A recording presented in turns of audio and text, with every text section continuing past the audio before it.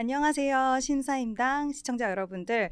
네, 우리나라 증시 그동안 분위기 굉장히 좋았다가 지난주 금요일 코스피 코스닥 3% 4%씩 하락하면서 굉장히 좀 불안감을 야기시켰는데요. 오늘은 시장이 반등을 하면서 과연 시장이 기술적 반등인지 아니면 다시 제자리를 찾아갈지 그 여부 굉장히 궁금하실 것 같습니다. 그래서 오늘 정말 멋진 두 분 모시고 여러 가지 투자 생각 넓힐 수 있는 시간 가져보도록 할게요. IM증권 이영훈 이사님, 유안타증권 박현상 부장님과 함께하도록 하겠습니다. 안녕하세요. 안녕하세요. 안녕하세요. 반갑습니다. 네, 오늘 금요일 날 시장이 정말 많이 빠졌잖아요. 근데 오늘은 반등이 나왔단 말이에요, 시장이.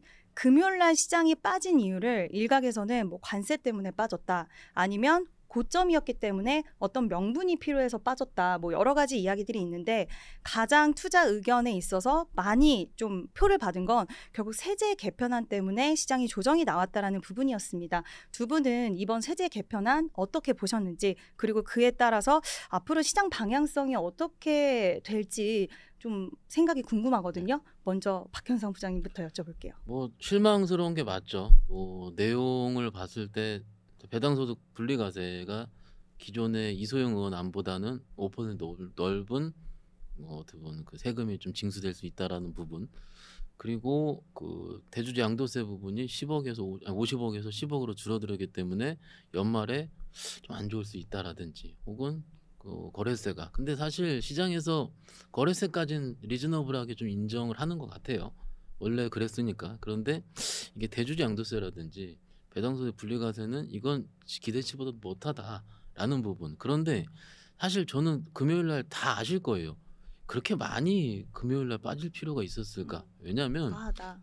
주식시장의 특징 자체가 아시다시피 그 내용이 그날 처음 나온 게 아니었잖아요.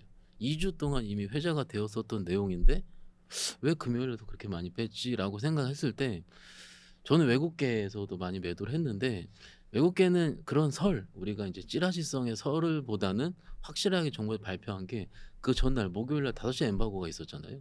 그러니까는 그것을 보고 직접적으로 확정되지 않았겠느냐라고 했기 때문에 그들이 아마 매도를 한 것 같고, 그날 뭐 외국계 레포트가 아침 제목이 정확하게 기억나는 게, 영어로 말씀드려요. 영어 잘 못하는데 disappointing policy였어요. 네. 이게 제목이 이렇게 써 있었어요. 그러니까 정책 실망했다 이거죠. 이런 부분이니까 외국계에서도 우리는 선반영을 하긴 한 것 같은데, 외국계에서는 그때부터 진짜 얘네들 그렇게 하지 않는가벼라고 생각했었던 것 같고요. 물론 관세 세론도 있었을 것 같습니다. 관세 아시다시피 일본 사례로 볼 수 있는데, 일본 15% 합의한 다음에 떴다가 쭉 밀렸잖아요. 근데 우리는 항상 아시죠? 선반영의 국가. 선반영을 이렇게 빨리 할 수가 밖에 없는지, 하루 만에 다 끝난 줄 알았더니 빠지는 것도 하루 만에 다 끝냈어요. 일본 빠진 것만큼. 이러니 선반영도 너무 좀 과했다. 그리고 아시다시피 금요일은 조금 눈치 보는 수급들이 많습니다. 그러니까 미국도 아리까리한 상황에서 많이 올랐으니 그 상황에서 외국인은 기관 매도만 하고 있으니까 실질적으로 개인이 1조나 샀다 할 수 있지만은, 아시다시피 개인 투자자는 이것을 공격적으로 매수하지 않잖아요. 그러니까는 걸어놓고서 체결됐네, 밑에 또 사고 또 사고 받쳐놓는 매매를 하기 때문에 실질적으로 괜히 샀다가 치더라도 외국인들이 기관 매도하는 거는 쓸려 내려갔다 보는 게 맞을 것 같습니다. 그러면 지금 부장님 같은 경우에는 관세 이슈도 있었고, 그리고 세법 개정안도 있고 여러 가지가 혼재돼서 그럼요. 하락을 야기시켰다라고 말씀을 주셨는데 오늘은 또 바로 반등이 나왔단 네. 말이에요. 물론 1%밖에 반등이 나오지는 않았지만 이 부분이 어느 정도 시장이 그럼 흡수를 다 했다? 이 부분에 있어서 좀 충격을 완화하고 이제는 갈 수 있다라고 보시는 걸까요? 아마 조만간 그 정부에서, 국회에서 대책이 좀 나온다고 저 오늘 뉴스를 보긴 봤는데, 뭐 민주당에서 얘기하는 거죠. 근데 그 나온 대책이 얼만큼 시장 친화적일까에 따라 달라질 것 같습니다. 아마도 시장 친화적인 거는 대주주 기준으로는 50억이 될 거고, 만약에 뭐 20억이다 30억이다, 사실 저희가 10억 더 올라가서 20억 30억 중요할까요, 이사님? 그거 안 중요하죠. 그게 중요한 게 아니고, 실제 시장은 시그널이에요. 10억 더 늘어나 가지고 와 내가 대주주가 더 되니까 나 안 팔아야지, 이런 부분이 아니고, 대부분 분들은 연말에 대주주들이 팔 수 있을 것 같으니까 10월부터 안 사기 때문에 그렇죠. 미리 때리기 때문에 문제거든요. 그러면 러프하게 50억으로 해놔야지 그 물량이 안 나온다는 겁니다. 결론적으로 봤을 때 이게 대주주 그 금액 자체가 해당하는 금액 자체가 기존보다 작은 수준에서 만약에 뭐 20억이든 뭐 30억이든 이렇게 난다면은 바로 시장에서 올라가긴 제가 보기엔 좀 어려워 보입니다. 아, 그래요. 네. 그러면 이번에는 오래 기다리신 이영훈 이사님의 이야기도 한번 들어보고 싶습니다. 일단 뭐 앞에서 박현상 부장님이 뭐 거의 다 말씀을 하셨으니까, 근데 이제 저는 그거를 이제 약간 다른 각도로 좀 말씀을 드리자면은 이번 증시 상승의 배경이 사실은 이제 우리나라가 작년에 밸류업 제시해놨다가 그걸 이제 기업 자유로 맡긴다고 하면서부터 7월달에 그 시점부터 연말까지 한 30조 가까이 외국인들이 매물을 내놨어요. 그러면서 주가가 폭락을 했고 연말에 계엄령 때문에 또 빠지고 환율 폭등하고 난리를 쳤다가 올해도 연초까지는 거의 반응이 없었잖아요. 근데 사실 이제 대통령이 후보 시절에 공약을 냈을 때도 큰 반응이 없다가 6월 들어와가지고 갑자기 대선 직전부터 외국인들이 급하게 사들어오기 시작했습니다. 그게 지수대로는 2,750선부터였고요. 근데 그때가 이제 어떤 걸 포인트로 맞춰서 봐야 되냐면은 폴리마켓이라고 외국에 보면 베팅 사이트 있잖아요. 그 이재명 후보가 당선 가능성이 거의 89% 90%에 육박할 때였었어요. 그러니까 이재명 대통령 후보가 당시에 내세웠던 게 뭐였냐면 상법 개정, 거기에 집중 투표제 들어가고 3%를 들어가고 그다음에 또 이소영 의원을 통해 가지고 배당소득 분리과세 확실히 버팀목을 하게 되고 그다음에 그게 소위 말해서 금융시장에서 생활비를 벌 수 있게끔 해주겠다라는 말씀도 취임 후에도 또 하셨잖아요. 그러니까 이런 부분들을 놓고 봤을 때는 시장에서 뭘 봤었냐면은 외국인들이 다시 한번 베팅을 했던 거는 작년에 한번 당했었지만 이번에는 정말 대통령 후보가 나서 가지고 진짜 상법 개정을 하면서 법 개정을 통해 가지고 제도를 갖다가 소위 말해서 좀 기울어진 운동장을 갖다 평탄화시키고 주주보호 대책, 주주환원책 이런 것들을 강화시켜 줄 것 같다. 거기에 대한 기대감이 굉장히 이제 크게 작용했던 거라고 봐야 되거든요. 그것 때문에 외국인들이 사실은 업계에 오래 있었던 사람들도 당혹스러울 정도로 조정 없이 그냥 그대로 3,200까지 올라온 거예요. 통상적으로 이 정도 올라오면 아무리 센 장도 한 번은 눌려야 되는데 눌림이 없어 올랐어요. 근데 이 시점에서 갑자기 배당소득 분리과세 요건을 갖다가 막 또 얼기설기 막 누더기처럼 또 이제 갖다 조건을 갖다 붙였죠.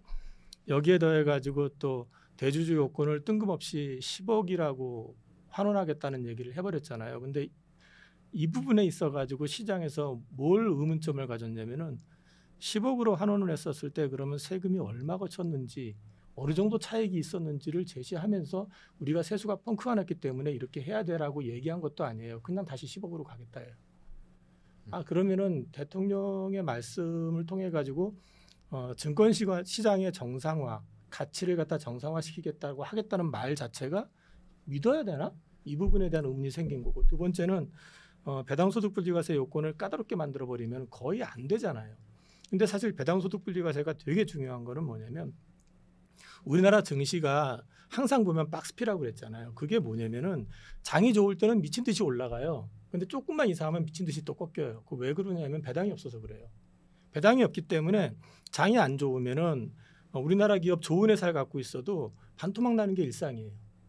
그러니까 갖고 있을 수가 없는 거예요. 배당으로 견딜 수만 있다고 하면은 사실 그렇게까지 안 빠지는데 일단 팔고 보는 게 그런 맥락이거든요. 그러면 배당이라는 걸 갖다가 강화를 시켜놓게 되면은 그 하방에 리스크를 갖다 상당 부분을 제어해 줄 수 있는 부분이 있어요. 배당 소득이 은행 이자보다 훨씬 높고 예를 들어서 우리나라 대표 기업들 같은 경우 뭐 배당 소득이 6% 5% 이렇게 나와준다고 그러면 주가가 아주 특별한 문제가 발생하지 않는 이상은 크게 빠지질 않거든요. 근데 이 부분까지 건드려 버리게 되니까 이게 지금 시장에서 일단 그날 이제 왜 개인들이 많이 샀는지에 대해서는 박현상 부장님이 이제 말씀하셨지만은 외국인들이 그때 안 팔았다라는 게 의미가 있는 게 아니고요. 그 시각 자체가 바뀐 거예요. 그러면서 시장에서 선물을 갖다 팔았죠. 선물도 팔았구나 그날. 그게 외국 개인 투자자들이 10억인데 왜 걔들이 샀지? 그게 아니라 개인 투자자들은 밑에 싸게 걸어놓고 그냥 잡힌 거예요. 사실은. 이제 이런 부분들이 되다 보니까 이제 시장의 근본적인 어떤 상승의 트리거였었던 그 원인을 그 부분에 대한 신뢰가 지금 훼손이 된 거예요. 근데 지금 이제 부랴부랴 여당 쪽에서 다시 검토한다 이런저런 얘기가 나오는데 시장이 원하는 거는 뭐 이게 땜빵하듯이 이렇게 가는 걸 원하는 게 아니라 진짜 기업의 가치를 제대로 평가받게 해서 시장의 가치를 올릴 수 있느냐 하는 부분 올려주길 바라는 거고 그렇게 됐을 때 일반 투자자들이 좀 편하게 주식 투자를 할 수 있잖아요. 근데 이제 그런 부분들에 대해서 시장이 의심을 하기 시작을 하게 되면 여기서 자칫 발을 잘못 놓게 되면은 다시 박스피가 될 가능성이 높아요. 지금 현재 우리 이번에 올라갈 때 뭐 특별히 기업 가치가 좋아져서 올라간 거 아니잖아요. 기대감으로 올라간 거거든요. 그러니까 억눌려 있었던 게 갑자기 풀려버리니까 굉장히 강하게 올라갔었던 건데 이 부분을 만약에 훼손시켜 버린다고 하면은 되게 재미없을 수도 있다. 그래서 지금은 오늘 같은 경우 왜 안 빠졌냐면은 사실 일단 부랴부랴 여당 쪽에서 뭐 그 신임 당 대표께서는 일단 함구령 내리고 다시 안을 만들겠다 이제 얘기를 하고 계시니까 거기에 대해서 좀 지켜보자는 심리가 좀 있는 것 같아요. 지난주 금요일 날 많이 빠졌었던 거에 대한 반작용도 일부 있었지만 그래서 지금은 사실은 이제 뭐 어떻게 될지에 대해서는 사실은 어떤 식으로 대안을 내놓을 것인지에 따라 가지고 방향성이 바뀔 수도 있다. 그러면 지금 말씀해 주신 거를 들어보면 결국에는 신뢰도, 일관성 이런 부분들이 부재한 게 우리 증시를 끌어당긴 가장 큰 요인이라고 생각을 하시는 것 같은데요. 일단 그 부분이 해결이 된다라고 하면 다시 주가는 지금 3,200선 시원하게 그 돌파를 못 해주고 있거든요. 3,200선 이후에 새로운 또 그 지수대를 우리가 볼 수 있을까요?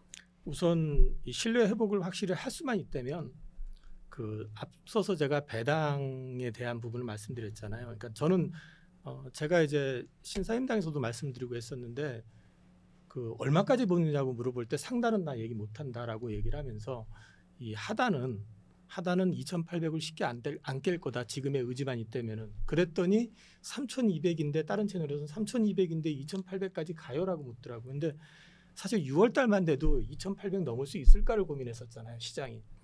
제가 2,800을 제시했던 거는 물론 차트 월봉을 봐서도 그렇지만은 전체적으로 그만큼 하단이 견고해질 거란 얘기고 이게 2,800이 고정이 아니라 이게 정말 제도적으로 확정이 되고 그대로 시행이 되면서 주주보호책, 환원책, 그 다음에 여러 가지 조건들을 강화시켜 나가가지고 기업으로 하여금 투명성을 더 증대시킬 수만 있다 그러면 하단은 계속 올라갈 수 있다라는 거거든요. 그래서 일단은 지금 크게 빠질 자리가 아니다라는 얘기예요. 이게 된다고 하면은. 근데 이 부분이 훼손이 된다고 그러면 생각보다는 좀 많이 빠질 수도 있다. 이 말씀을 드리는 거고 그 다음에 이제 3,200을 시원하게 넘어갈 수 있느냐? 넘어갈 수 있을 것 같아요. 근데 저는 사실은 이제 요거 나오기 전에도 7월 말에 시장이 그렇게 편치는 않았어요. 첫 번째는 그 등락 비율이라고 있잖아요. ADR 지표를 보면은 한 8일 연속으로 80 근처에서 왔다 갔다 했어요. 그러니까 하락 종목 수가 압도적으로 많았었어요. 장이 편하질 않아요. 보통 약세장에서 나타나는 현상이 어떤 거냐면 대안이 없기 때문에 어떤 특정 섹터가 올라가면은 여기서 갖고 있던 거 다 손절해 버리고 그걸로 싹 몰려가지고 이쪽으로 집중하는 패턴인데 강세장에서 그런 패턴이 나와요. 사실 보면 7월 말에 그런 패턴이 계속 반복이 됐거든요. 그 얘기는 무슨 얘기냐면은 기존 주도주는 밸류가 꽉 차 보여가지고 밸류 부담을 느끼고 있었고, 그 다음에 또 새로 이제 부각됐던 것들도 사실 많이 올라가다 보니까 이제 부담을 느끼다 보니까 이슈가 메이킹되는 것들 아니면 발생이 되는 것들 위주로 조선이 좋대더라 그러니까 갑자기 조선 쪽으로 쫙 몰려버리고 바이오가 뭐 알테오전이 거래소로 간대더라 뭐 이런 얘기 나오니까 또 글로 몰려버리고 2차 전지 뭐 리튬 가격이 반등했대더라 뭐 LG에서 ESS 배터리를 수주했대더라 테슬라 향이래더라 그러니까 또 테슬라 이러면서 또 따라 올라가고 이런 식이었단 말이에요. 그래서 사실은 시장의 질도 그렇게 좋지는 않았었고 과속을 했었던 거에 대한 조정이 필요한 시점에서 그게 트리거가 됐던 것 같고, 그리고 또 미국장 역시 마찬가지로 보시면 FOMC에서 이번에는 안 할 거라고 생각했지만 9월에 대한 이제 기대를 했었잖아요. 근데 그날 파월 표정 봤어요? 굉장히 단호하게 얘기했잖아요. 봐서 뭐 저기 이자 얘기하고 국가 뭐 부채 얘기하니까 그걸 왜 내가 해야 돼? 네. 이거는 우리가 할 거 아니잖아. 이런 식으로 좀 퉁퉁거리면서 했잖아요. 그리고 먼저 기자회견 중단시키고 딱 나갔잖아요. 그랬었기 때문에 금리 인하 가능성 멀어졌네. 그러고 이제 끝났는데 그 다음 날 고용지표. 그놈의 고용지표는 왜 하는지 모르겠어요. 나는 그 한두 번이 아니야. 지금 보면 올 초에도 있었고 작년에도 있었고 고용지표가 또 25만 8천 명이 또 줄었네 어쩌네 하다 보니까 갑자기 금리 인하 기대가 확 올라가는데 문제는 금리 인하 기대감이 없었다고 흔들렸는데 금리 인하 기대감이 확 올랐는데 왜 주가는 빠졌냐? 경기 침체를 걱정하는 거거든요. 그래서 이제 그런 것들이 주말에 좀 복합적으로 작용이 됐기 때문에 저는 8월달 증시는 좀 쉬어가야 되지 않을까? 근데 앞서 말씀드린 것처럼 이 외부 요건이 극단적인 금융 쇼크만 안 나온다면 우리 증시가 가지고 있는 기본적인 상승의 트리거였었던 조건 그것만 제대로 유지한다 그러면 저는 뭐 올해 내년 해가지고 더 올라갈 수 있다라고 저는 보고 있어요. 네, 방금 말씀해주신 내용들을 보면 결국엔 우리 증시 투자하기에 개인 투자자분들 입장에서는 쉽지 않았다고도 저는 생각을 하고 있거든요. 제가 아까 3,200선 돌파 시원하게 될까요? 라고는 여쭤봤지만 지금 3,200선까지 증시는 올라왔지만 막상 주변 개인 투자자분들 중에서는 나 돈 벌었다라고 자신 있게 이야기하는 분들은 이번엔 좀 없는 것 같아요, 개인적으로. 근데 그 요인이 뭐 여러 가지 이야기가 있겠지만 저는 코스닥 부진도 한몫을 했다라고 생각을 하거든요. 그래서 이 부분은 한번 박현상 부장님께 코스닥은 도대체 왜 이렇게 계속 부진했는지 그리고 앞으로도 코스닥은 부진할 것이며 대형주 위주의 시세가 다시 한번 또 지금 최근에 대형주들도 조정을 받았잖아요. 그래서 대형주들이 다시 한번 만약에 증시가 올라간다면 대형주 위주의 시세가 이어질까? 이 부분에 대해서 좀 궁금합니다. 코스닥은 사실 코스피보다는 상대적인 열의의 가능성은 좀 아직은 높아 보이고요. 왜냐하면 지금까지 매수 수급이 외국인이었고 외국인이 코스닥을 세게 산 적은 그렇게 많지 않습니다. 몇 년 전에 우리가 개인들이 2차 전지만 많이 샀을 때 그때 빼놓고는 코스피를 이긴 적이 사실 그렇게 많지 않아요. 근데 아까 그 ADR 지표 말씀을 해주셨는데 잠깐 제가 좀 쉽게 좀 말씀 좀 드리자면 ADR 지표가 그렇게 언더로 나오기 시작하는 경우가 딱 2주 됐거든요. 2주 된 게 뭐냐면 그 전주 주말에 그 세제 개편안 관련한 뉴스가 단독으로 나왔어요. 그러니까 우리가 그 전에는 조방원 뭐 지금에서 지주금융에서 네. 여러 가지 멀티 섹터가 움직이고 있었는데 지금에 해당하는 고배당 섹터가 싹 죽어버린 거죠. 그렇죠. 그런데 그때 막상 그때는 또 실적 발표 시즌이 한참 진행 중이었고 실적 시즌이 진행 중이면 당연히 두산 에너빌리티 같은 실적을 끌어오는 것들은 약간 좀 애매모호해 보이고 이미 올라 있었던 방산조선도 실적을 확인할 거고 사실 이게 꼭 어떤 문제 때문에 우리나라가 못 갔다기보다는 죄송한 얘기죠. 원래 그 시즌은 그렇습니다. 2분기 실적 발표 시즌에는 재밌었던 적이 없습니다. 미리 올랐던 거. 왜냐면 우리가 경험적으로 2분기, 3분기 사이에 상반기 주도주들이 고점을 찍고 꺾이는 경우가 많았기 때문에 대부분 투자자분들도 그때 어떻게 내가 나이스하게 엑시트할까 이것을 고민하는 시기였을 겁니다. 그러다가 2년 전 기억을 해보시면 새로운 기술이 나왔죠. HBM이라는 이런 식으로 획기적인 썸띵이 나오게 되면 또 다시 그쪽으로 붙게 되는 게 우리나라 주도주의 특성이긴 합니다.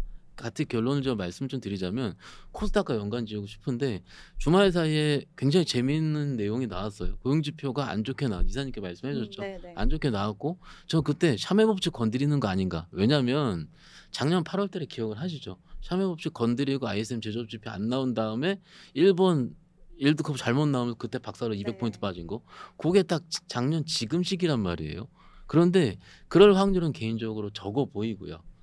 그렇기 때문에 이 정도 수준은 유지할 가능성이 높다라고 보이. 이 정도 수준이 뭐냐면 3천을 깨지 않을 수준. 그런데 3천을 깨지 않고 시장이 옆으로 흐르게 되면은요. 시장은 돈이 지금 유동성이 남아 있잖아요. 그럼 9월달에 금리 인하 한 대가 아니고 할 것 같죠. 78%로 올랐으니까는. 그렇게 되면은 아마도 코스닥 쪽으로 일부 쉬었던 것들을 갈 가능성이 높습니다. 그런데 이 가는 게 내가 내일부터 가야지가 아니고 시장은 움직이는 생물이기 때문에 확인을 하겠죠. 뭘 확인하냐면 뭐 기다렸던 기업의 라이센스 아웃이 뭐 하나 터진다라거나 바이오 쪽에서 혹은 2001단에서 실적이 잘 나오는 것들이 확률적으로 높진 않겠지만 하나 튀어나온다거나 혹은 테슬라랑 직접적으로 계약한 업체가 세게 크게 나쁜 계약이 나온다거나 이런 전제 조건이 필요해요. 그러니까 2000년 바이오에 해당하는 부분일 텐데 어쨌든 이게 지금 아까랑 묶어서 같이 말씀드리자면 시장을 걱정할 필요는 없다요 사실. 왜냐하면 지금 우리가 8월 달에 우리 7월 달에 많이 좀 유명하신 분들 7월 달에 조정 나온다고 얼마나 그랬습니까? 그쵸. 7, 8월 달 조정받고 9월 달부터 뭐 금리 인하하면 성장주 간다. 근데 이제 8월 달 조정받고 말이 안 되는 거예요. 맞잖아요. 7월 달에 그쵸. 조정 안 받았어요. 네, 시장은. 맞아요. 물론 매매가 어려웠다는 건 인정합니다. 근데 매매 어렵다는 건 원래 7월 그 실적 발표 시는 어렵습니다. 원래요. 그렇죠. 조방은 올라오는 거 보고 그 쉬워 보였는데 여기서 한 달 박스였는데 뭐가 쉬웠겠어요. 원래 시즌이 그래. 코리아 시즌 자체가. 그렇기 때문에 이것을 8월 달이라서 괜히 겁먹어서 뭐 정부 그런데 이거죠. 기본적으로 원래 8월 달은 우리가 예측했던 8월 달은 이런 게 되는 거예요. 우리가 배당소 분리가대부 시작해서 6월 달, 7월 달에 나름 빠르게 법안 상정이 됐어요. 그런데 그 뭐죠? 자사주 소각 있잖아요. 즉시 소각, 뭐 1년 후 소각 이거 9월 달에 정기국회 상정한 거잖아요.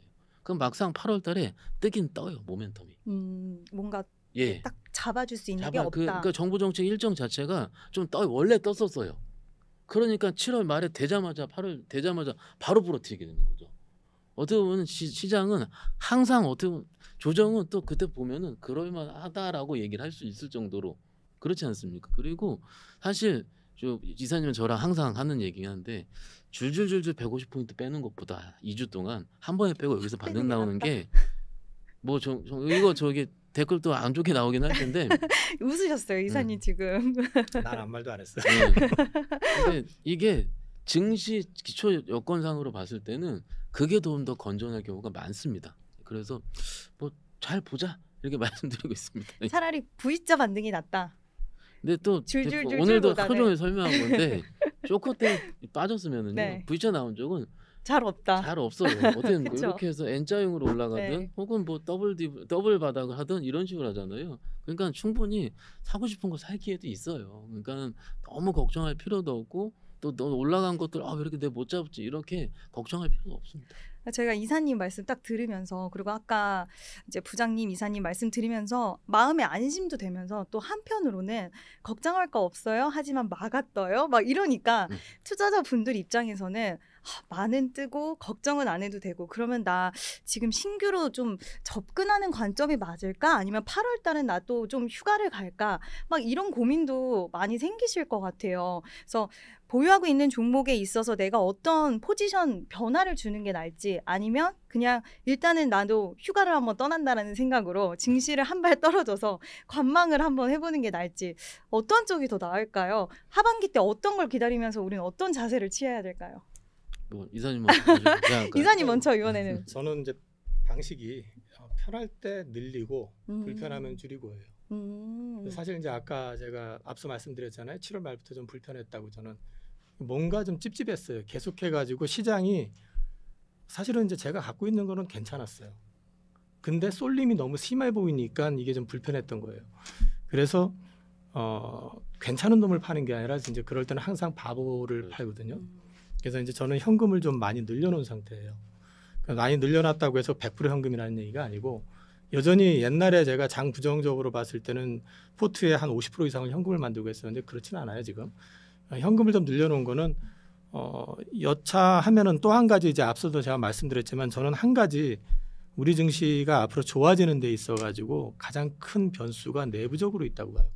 아까 말씀드렸던 정책에 대한 부분들을 정말 이상하게 건드려 버리면은 이게 출발점에서 그 소위 말해서 아까 말씀드렸던 것처럼 트리거 지수가 이렇게 강하게 상승했었던 그 베이스가 달리 봐야 되는 게 그 다른 국가하고는 달리 봐야 되는 게 우리나라는 제도 개선을 통해 가지고 그동안 억눌려 있었던 밸류를 갖다가 제대로 업을 시키겠다. 작년까지는 자율에 맡길게요 하니까 갖다 두들겨 팼는데 이번에는 제도 개선을 해 가지고 업을 시키겠다. 그러면서 상법 개정을 했잖아요. 그리고 이제 이번에 또 개정 발의가 났던 게 뭐냐면 집중투표제 이번에 발의 났잖아요. 저는 그거 되게 중요하다고 보거든요. 왜냐하면 집중투표제를 하게 되는 순간 소위 말해서 대주주 입맛에 맞지 않는 이사가 선임이 될 수밖에 없어요. 왜냐하면 집중투표제이기 때문에 말 그대로 소액주주들이 몰아가지고 한 사람 몰아주게 해버리게 되면 그 사람은 될 수밖에 없어요. 대주주 지분이 아주 엄청나게 많지 않은 이상에서. 근데 그렇게 됐을 경우에는 정말 이사회에서 진행되는 모든 거를 갖다가 일방적으로 못하게 될 거 아니에요. 감시를 뭐 당하게 되든 뭐하든 간에 이제 소위 말해서 그 대주주 위주로 이렇게 이사가 편성되면 거기서 뚝딱뚝딱 그래가지고 이렇게 할 수도 있어요. 포장도 가능한데 그게 불가능해지잖아요. 이게 되게 중요한 거고 또 하나는 이제 배당소득 분리과세거든요. 이거는 되게 제가 중요하게 생각하는 게 이게 가장 큰 게 뭐냐면은 증시의 하단을 갖다 높일 수 있는 가장 기본 베이스라는 얘기예요. 앞서도 말씀드렸지만 배당이 일정 수준 이상이 될 경우에는 주가가 우리나라 옛날처럼 좋을 때는 전 세계에서 제일 먼저 그냥 칵 올라갔다가 나쁠 땐 제일 먼저 작살이 나가지고 이런 식의 어떤 등락 그 약간 조울증 환자처럼 이렇게 가는 패턴이 아니라 이 증시의 어떤 변동폭을 줄여가면서 안정감 있게 투자가 가능한 베이스가 되는 거거든요. 근데 이거를 뭐 자꾸 조건을 이거 붙이고 저거 붙이고 막 해가지고 거의 가능한 기업들이 손에 꼽는 구조가 돼버린다면은 의미가 없는 거거든요. 그거는요. 그리고 대주주한테 이거는 하나의 유인을 주는 거잖아요. 배당소득 분리과세라고 하는 거는 우리나라 기업이 사실은 지금 대주주 위주잖아요. 대주주가 지분 40% 50% 갖고 있으면 이거는 내 거라고 생각을 하고 있기 때문에 대주주는 등기해가지고 임원으로서 연봉 몇십억 받고 배당은 그냥 눈꽃만큼 주면 되는 거고 이거 내 다음 때한테 넘겨주기 위한 작업을 하는 거죠. 그러니까 이 돈이 그대로 가는 거예요. 자사주 소각 이슈만 하더라도 그 기업이 자사주를 사잖아요. 그럼 자사주를 샀으면 이거 엄밀하게 얘기하면 이 자사주가 누구 거예요? 기업 거잖아요. 그럼 주주 거란 말이에요. 지분으로 따지면은. 근데 이걸 가지고 경영권 방어 목적으로 갖고 있었다고 한다는 얘기 자체는 어떻게 보면 대주주 일방의 이익으로만 넘어가는 구조가 되는 거잖아요. 근데 이런 걸 막을 수가 있는 거거든요. 그래서 이게 배당소득 분리과세가 저는 되게 중요하다고 봐요. 그래서 이게 정말 누더기가 돼가지고 하나가 된다고 그러면은 하단이 생각보다 많이 빌 수 있다. 저는 그렇게 보고 있고 그거 아니라고 하면 정말 이소영 의원이 얘기했던 그 정도만 되면 최적이고 그거보다 조금 더 나가서 예를 들어 가지고 주주 환원율을 조금 높인다든지 뭐 그런다 하더라도 그 기본적으로 공제율을 25% 27.5%로 맞춰줄 수만 있다면은 저는 그게 굉장한 그 증시의 버팀목이 될 거라고 생각을 해요. 그래서 이제 그거까지 붙어준다면은 앞으로 계속 좋아질 수밖에 없다. 우리나라는 그렇게 보고 있거든요. 그래서 그게 되게 중요하기 때문에 오늘 내일 중에 아마 이제 여당에서 나오는 그 내용을 한번 주목을 해볼 필요가 있을 것 같아요. 저는. 그리고 제가 또 하나 궁금한 건 지금 전 세계 기조가 법인세를 인하를 하는 기조로 많이 가잖아요. 근데 우리나라 이번에 세제 개편안 나온 거 보면 우리나라는 법인세를 살짝 올렸단 말이에요. 이 다른 나라와 좀 다른 이런 기조를 가져가는 게 외국인의 매도세를 좀 불러일으킬 수 있다라는 그런 평가들도 있는데 그 부분에 대해서는 어떻게 생각하시는지 부장님. 뭐 일부는 그럴 수가 있겠죠. 그런데 제가 외국인하면 그거 신경 별로 안 쓸 것 같은데 그냥 외국인들은 기업 이익 보고 들어오는 구조가 큰데 이번에는 이사님 말씀하신 대로 상법 개정입니다. 상법 개정, 배당소득 분리과세, 9월 달에 자사주 소각까지 그래서 패키지로 있어요. 아까 시장을 좀 덜 걱정하자 말씀드린 이유도 이게 하나로 끝내지 않을 겁니다. 지금 정부에서도. 그래서 뭐 약간 한 달 정도는 좀 텀이 있을 수가 있긴 하지만은 9월부터라도 계속 다른 정책들이 나올 수가 있기 때문에 이런 부분은 시장을 끌어갈 수 있다라고 개인적으로 생각을 하고요. 아까 말씀하신 것 중에 그 이제 개인들 어떻게 해야 되는지 있잖아요. 가만히 있으시면 돼요. 가만히 있으세요? 예. 아니 그러니까 저는 매매를 일부 하고 있는데 모르겠다 싶으시면 가만히 있으진 않고요. 여기서 이 상태에서 제일 안 좋은 거는 언매매. 추경 매수했다. 추경 올라가는 거 갑자기 손절하면 예. 또 가고. 똑같잖아요. 금요일 날 조선주 제강하겠다고 맞아요. 제일 센 거 잡으면 오늘 밀리잖아요. 음. 항상 그래 왔었어요. 이번 시장뿐만이 아니고 다른 시장에서도 그래 왔었습니다. 빠지는 시장에서. 맞아요. 그래서 내가 생각한 거를 기다리는 거. 기다리는 거가 지금 빠져 있는 거 엄청 많아요. 어떤 분께서 그 저희 이사님 같이 하시는 어떤 분께서 번호표 장세라 그러잖아요. 지금. 그렇죠. 번호표 장세요? 예, 지금. 제가 한 얘기가 아니고요. 네. 예. 아시는 분이 네, 같이 이제 번호표를 끄고 기다리는 거예요. 내가 좋아하는 거. 그렇죠. 그래서 사기 위해서. 조금 근데 살 때 조금 사놔야지 더 살 수가 있거든요. 그렇죠. 근데 이거를 정찰 비용이라 얘기를 하는데 이걸 아예 휴가를 가셔가지고 물량이 없이 한다? 그러면은 아예 못 잡습니다. 그쵸. 올라갈 때 쫓아잡을 수밖에 없고요. 적당한 수준의 주식 비중은 가지고 있어야 되는데 거기서 내가 기본적으로 분석이 돼 있어야 주식을 사죠. 모르면 못 삽니다. 그래서 일단 걱정하지 마시라 말씀드리고 있습니다.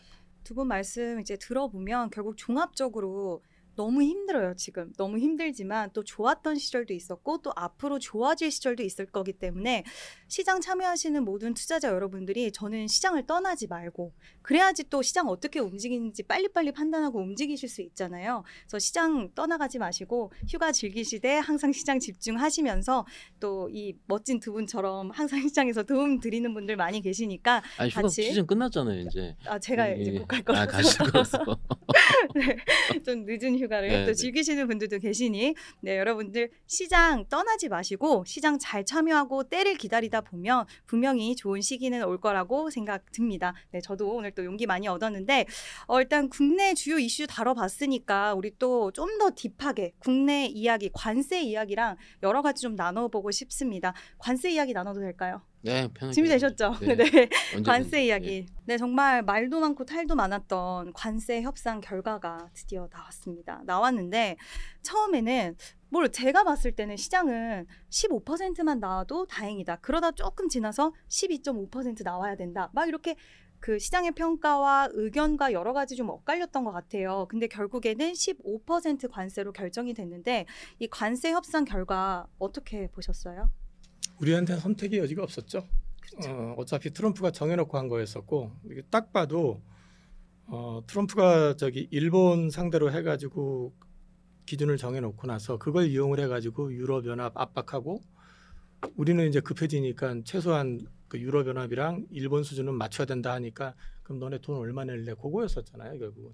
그러니까 어차피 정해진 수순이었었고 트럼프의 유도대로 그냥 됐었던 거기 때문에 15%에 대한 부분들은 큰 의미는 없고 어차피 저는 제가 보기엔 그건 정해졌었던 부분인 것 같아요. 그래서 그 부분을 아까 12.5% 얘기하는데 그건 말도 안 되는 소리고 트럼프가 특별히 한국만을 스페셜하게 사랑할 리도 없고 또 한 가지는 사실은 그 정황적으로 보면은 일본이 더 가깝지 한국보다는 일본한테 그렇게 했는데 우리를 스페셜하게 대해준다 이건 말이 안 되는 얘기고요. 그래서 우리는 관세와 관련돼 가지고는 선택의 여지가 없었던 거다. 그리고 이제 관세 협상 자체는 그렇기 때문에 잘했다 못했다를 떠나가지고 그냥 평타 친 거다라고 저는 봐요. 근데 이제 이게 지금 당장에는 사실은 큰 문제는 안 되는데 동등성산에서 이제 싸우게 됐다라는 거 보면 이제 이때부터는 기술력 그다음에 그 원가 경쟁력 여러 가지 이제 붙겠죠. 근데 문제는 이제 여기서 한 가지 변수가 나올 수 있는 거는 우리가 이제 관세를 부과받고 난 다음에 수출을 했을 때 과연 우리나라 기업들이 이익이 늘어날 수 있을까? 지금 다 하반기에 증익을 예상을 하고 있는데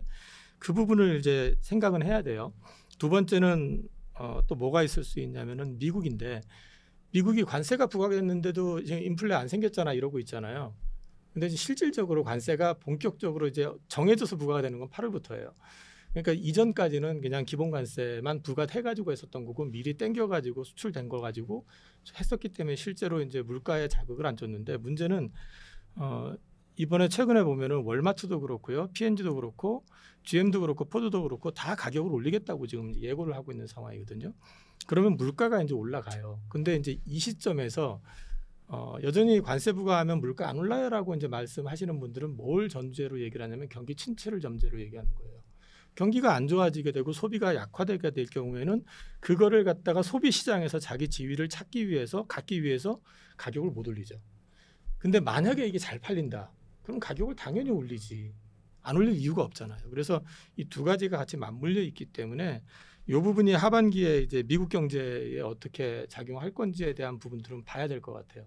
그래서 이 두 가지 변수가 있어서 이게 만약에 우리한테 긍정적으로 작용을 한다고 하면 우리는 제도 개선하고 또 미국 경제 그럭저럭 잘 굴러가는 데다가 더해가지고 금리 인하까지 붙어버린다고 하면 괜찮을 거고 근데 이제 미국이 만약에 경기 침체 들어오면서 꺾인다 그러면 우리도 실적이 같이 꺾이잖아요. 그럼 우리는 하반기에 밸류업에 대한 기대감 이건 전제가 아까 여당에서 기존 안에서 크게 벗어나지 않는 안을 내놓는다는 전제하에서 말씀드리는 거지만 그걸 전제로 했을 때는 크게 문제가 없을 거라고 보기는 하는데 우리는 그걸 가지고도 여전히 반토막인 기업의 가치를 갖다 올리려고 하는 유인이 있기 때문에 크게 데미지를 안 받을 거라고 생각하는데 만약에 그게 아니라 미국이 경기 침체가 와버리고 우리가 또 앞서 말씀드렸던 그 안이 굉장히 많이 후퇴되는 모습을 보여주고 특히 배당소득 분리과세라든지 대주 요건에서 생채기가 심하게 난다고 할 경우에는 조금 피곤해질 수도 있죠.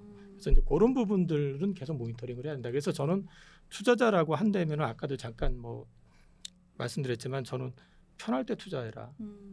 막 조바심 낼 것도 아니고 시장 편할 때 투자해도 얼마든지 기회 있어요. 근데 꼭 보면은 올라가는 것만 눈에 보이니까 이거 내가 지금 사야 돼만 생각하게 되는 거잖아요. 그러니까 그러다 보면은 진짜로 진짜 헛발질할 수가 있으니까 전체적으로 시장이 편안할 때 그때 봐가지고 내가 보던 걸 투자하는 게 나을 수도 있어요. 그래서 너무 급하지만 않으면 하반기도 그렇게 힘들지는 않을 거다.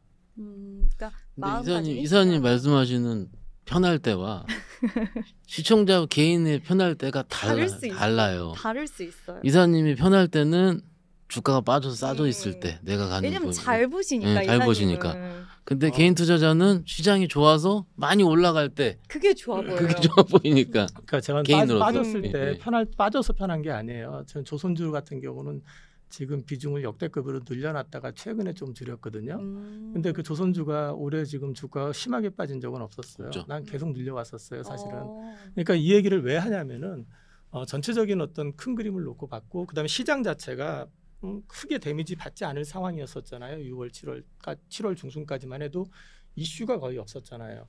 그러면 이 시장에서 시장을 끌고 갈 수 있을 만한 내용이 어디에 있는지를 보면 되잖아요. 아, 주도할 수 있는. 그렇죠. 뭐가 주도할 수 있는지를 보면은 그리고 제가 신사임당에서도 아마 그 얘기했던 것 같은데 7월 달은 가는 놈 쫓아가지 말고 쩌리들을 봐라. 그러니까 쩔어가지고 바싹 그냥 벌벌거리고 있는 것들 중에서 모멘텀 붙으면은 그런 것들이 생각보다 세게 오를 거다.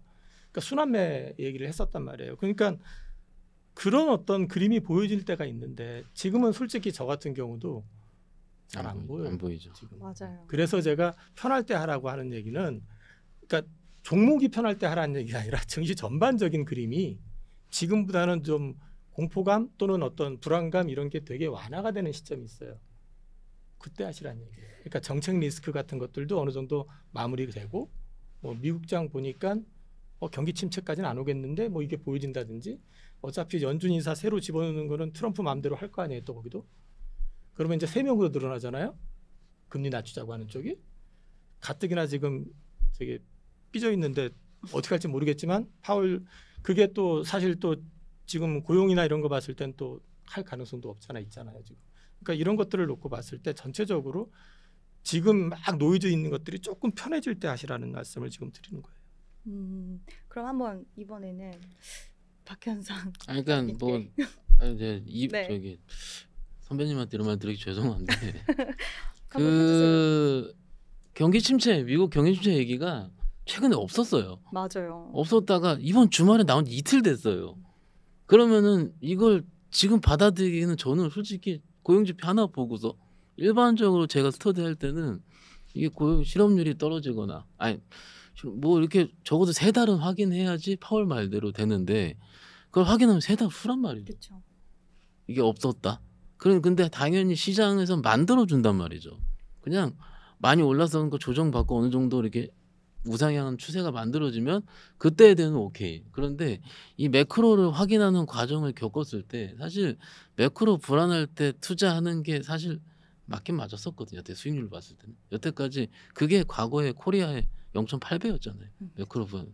근데 지금은 헷갈리는 게 이거죠. 과거의 0.8배 레벨을 우리가 모르기 때문에 그게 이 3,100이 될지 3,000이 될지 2,800이 될지 모르기 때문에 여기서 투자자분들이 저를 포함해서 헷갈려하는 거죠. 그러니까 아까 이사님 말씀하신 대로 주도주가 안 나와요. 맞아요. 예. 시장에 종목이 안 보여요. 예. 섹터가. 그러니까 이게 뭔가 이제 어느 정도 하단을 볼 수 있는 거를 확인을 해야지. 그러니까 지수가 안정화돼. 그게 아까 이사님 말씀 그 시대인데 그거가 지금 새로운 거를 걷고 지수는 신고가란 말이죠. 어떻게 보면 편하게 신고가가 첫 조정이에요. 근데 왜 이렇게 마음은 힘들죠? 그렇죠. 아니 원래 그래 원래 네. 가는 종목이 신고가 나면 첫 조정 받고 두 번째 할 때 다 사라 그래요 다. 그렇지 않습니까? 그쵸. 그런데 그거를 우리가 어떤 식으로 너무 어떻게 보면 우리가 사실 너무 많은 공부를 하는 건지 아닌 거 아닌가. 관세도 얘기를 했어요. 관세는요 사실 업종마다 다르다고 생각을 하는데 관세 일본 발표하기 전에는 15%는 굉장히 좋은 거였잖아요. 근데 발표하고 난 다음에 15% 12.5 얘기가 나왔잖아요. 상대적인 거거든요. 상대적인 부분인데 관세 발표한 날 아침에 자동차 빡 떴다가 다 밀렸잖아요. 딱 뜰 때 뭐라 그랬어요? 25% 15% 줄어들었기 때문에 10% 룸이 생겼다. 좋다. 근데 막상 빠지니까 뭐라 그래요? 없던 15%가 생겼다. 일본보다 안 좋다. 이게 시장이에요. 이게 시장. 그러면 결론적으로 없던 15%를 확인하려면 어떻게 해야 됩니까? 10월 달에 가야 돼. 3분기 실적은 봐야 된다는 거죠. 그러니까 지금 요즘 현대차 안 가잖아요.